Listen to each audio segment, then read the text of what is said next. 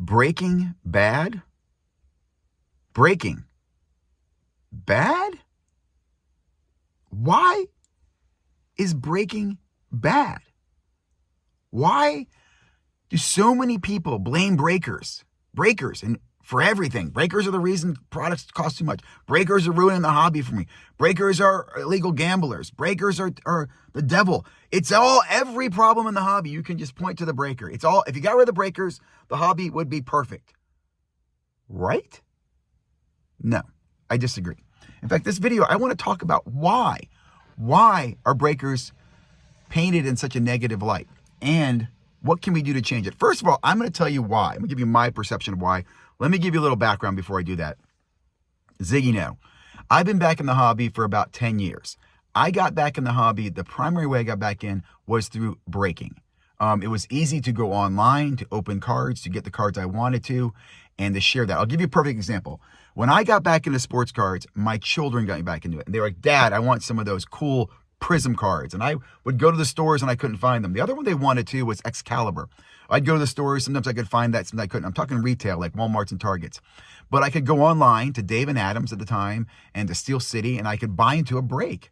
I could get a certain team or teams for my kids, like they liked the Warriors, and one of them liked KD at the time. So I could buy their teams for them, and we just get their cards. This was freaking awesome. As a new person in the hobby, this was unbelievable. I could buy just the teams I wanted. I mean, blew my mind. And guys open it for you, and then they talk to you about it, and they sleeve them, and they top load, and they ship it to you. And breaking, that's sports card breaking. Now, again, you can break a lot of other things. I'm not going to talk about other things. This conversation, though, does apply to, I think, breaking in general. Somewhere, breaking today in 2024 is the devil, right? In fact, breaking is more hated than repacks, which blows my mind. But anyway, let me get back to you how we got there. So when I was doing breaking, and these stores would break cards for you, a lot of breakers came to be. What was the difference between a breaker and a breaker at a store? Well, normally a store is just a shop. Any local card store could do this. They'd go online, stream, they have a video of it, and they'd open the cards and send them out to their customers. Somebody got innovative in the breaking world, said, I'm going to take this big scale. I'm going to be breaking this 24/7, more time than your store's open, and I'm going to be able to consume more product. That is really what started at the beginning. I'll give you some examples. Mojo Break, Layton's, Jaspy's. I don't want to go into a whole history lesson here and bore my audience, but my point to this is breaking naturally evolved in a very, very capitalistic and democratic way. And what I mean by democratic way is that the distribution of product was kind of like, you had to go out and make the relationships. You had to, campaign for them. You had to represent your region, go to the local Peachtree, whatever it is, and get more and more product. You were competing against local card stores. Again, think about this. If I'm Peachtree's distributor, I've been selling to a bunch of card stores for years, the same products. I know how much they can take, and I want to grow my business. I want to sell more of it. But Joe and Billy and Mary, they can only take in so much product because they're local card stores. But Frank comes along, he's got this new idea of selling online, and he's got a bigger audience, and he can sell more product. I'm not going to spend more attention to him. This is a perfect example of how Layton sports cards, I think, came to power, right? They were able to distribute more cards than anybody else could very, very fast. And we have what I refer to as the early ages of breaking, right? I'll use this as the Brandon Cooks 99 era, right? This was a time where we got out, we weeded out the scammers. There's a lot of scamming in the hobby. It's not just in breaking, but in the hobby. And we established breakers with credibility, with reputations. You could trust Mojo. You could trust Platinum. You could trust, who did I just talk about? Layton. You could trust Jaspy. That's your definition of trust. Everybody has a different level of trust. I worked and used all those breakers. I trusted them. There's some people who can tell you they had terrible stories with them, right? And trust changes over time.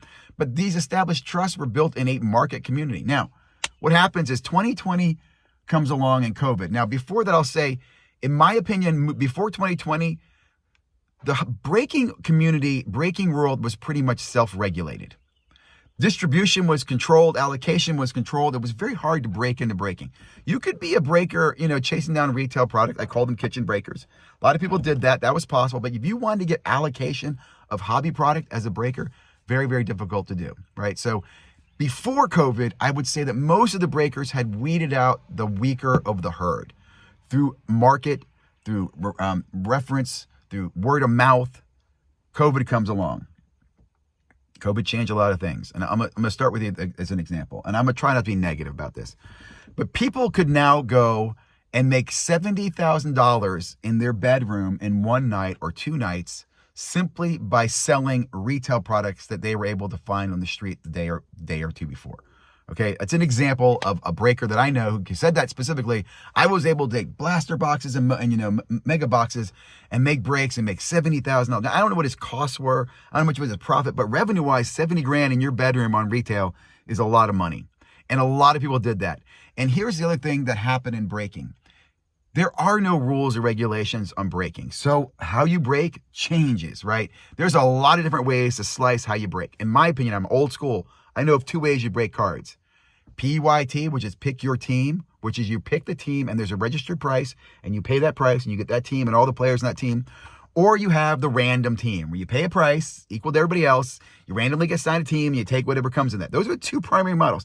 There are deviations. There's pick your player, I know, and there's different randoms and mixers and divisions and all stuff. But those are the two primary ways. You come into 2020 and boy, the ways we could dice this thing up went ballistic. What really took this to the next level, guys, is the online worlds, the whatnots of the world. Next, the Fanatics Lives, the Loops, and I'll be brutally honest, okay? Breaking today still has the PYTs and the randoms, but it also has the chasers and the wheels and the auctions and the micro auctions. And man, it's changed a lot. A whole new explosion, blossoming, blooming is taking place. And with that, in my opinion, will come some regulation, not necessarily outside, but self-regulation. People will learn through instinct. You can't keep doing this and burning your hand. You're going to learn that's hot. Don't do that. I'm not going to go into specifics, but I'll give you an example. I'm not a fan of these chasers and these wheels. Now, I am a breaker. I'm going to be honest. I am a breaker. Our company does participate in these new break strategies. And the reason for that, and I'm going to just share with you some insight here. We have to. In order to compete for the attention of the audience, they want the chasers and they want the wheel. And I don't know why, right? I'm very aware of that. And when I'm trying to say this is like, I wish I could just say, hey, it should all be this way or that way. But that's not the way breaking is. Breaking is adapted. Breaking continues to bring in new people to the hobby who find new reasons why they enjoy sports card breaking. A lot of it is a risk and gamble.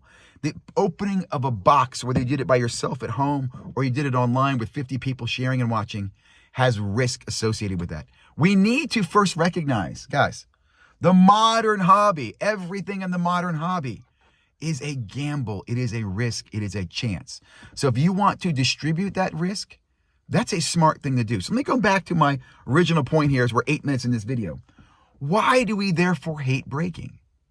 Why are we blaming breakers for everything? Now, here's my point of that. Oh, breakers are driving the price of product. They're the ones who sell out first of line. They make the price so high. Really? You really believe that? Like, let's just walk through that scenario. Let's say breakers are not allowed to buy first off the line. Okay? All that means is you're going to have more people buy at some point. You think those people are all going to just keep the price the same? You think they're not as individuals looking to sell it? And let me ask you this. Who are they most likely to sell it for? If you got 2 boxes assigned to you and you can see on eBay they're going for 50, 25, I don't care, 10% more. Who are you likely think they're selling that to? Some other hobbyist who just wants to open his own box? No, it's probably to a guy who's trying to put together a case break or case breaks for his customers. Why are we against that? Why are we stopping and trying to impede his ability to do business? Why are we hating the breaker? And I'm just trying to bring your attention. Why do we hate the breaker? We hate the breaker because he maybe made the wheel or the way he prices PYTs or his random machine sucks and you always get the worst team. Fine. But he's just playing the game that's been put in front of him.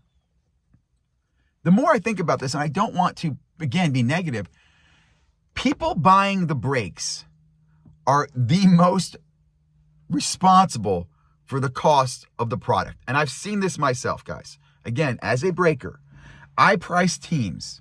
If those teams do not sell, guess what happens the next time I price them? Yeah, I adjust the price. I also look at the market to see what is the market price for that team going for. Is it going up? Is it going down? What changes the price of a team in a break? Well, the checklist. Finding out, for example, that HTA Baseball has absolutely no shot of getting a garbage pail kid really hurts the price of, say, the Pirates on a team break, right?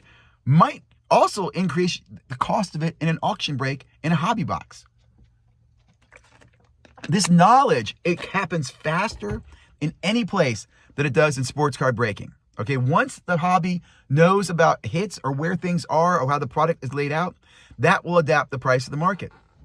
These are all good things. Again, my prices adapt based on the market, the people buying into the breaks. If they stop buying into the breaks, my prices have to come down. I can't sell the product.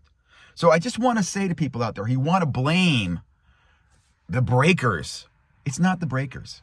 We, the consumers, in fact, if you want to put any blame on it, I ought to be brutally honest with you. Okay? In fact, I don't want to be too honest. I don't want to alienate people, but who is really responsible for the crazy price and valuation of the products we live in today? And you cannot answer the manufacturer. I want you to think about that. You can type that answer down.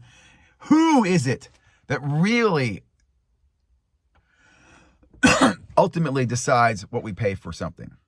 Think about that. Again, the wonderful thing about the hobby, guys, it is so transparent in the way it functions and adapts. It's like an amoeba or blob. Something comes along, it just rolls over it and adapts to the bump in the road. Okay, so I'm begging you guys, please help me understand why we hate breakers. I want you to understand breakers are good for the community, good for the hobby, right? I believe breakers are the future. I believe the key is finding good breakers you can trust, breakers that do more transparent pricing. I'm not gonna get into the whole bashing thing. I'm breaking right now. I understand the breaking is challenging, but I would like for us as breakers to come together and put together some standards, right? Some requirements, some self-regulation that we could put in place. But breaking is the future. I believe in that more than any, and I want to make breaking positive. I want to find creative ways that we put more positive attention on the people who actually participating in the break, right? The chasers, the buyers, the customers. Those are the people, in my mind, positively make this hobby wheel turn, right? They are the tip of the spear. They are the ones cutting in, trying the first product, exploring stuff we've never seen before, and their lessons are what trickle down to the hobby. Everybody learns from new breaks, what's going on, new product. Again, I hope you guys enjoyed this content. I will come out with more content as I continue down my journey. Also follow me on the Card Hunter if you'd like to, on just kind of day-to-day, week-to-week activity, chasing and having fun in the hobby.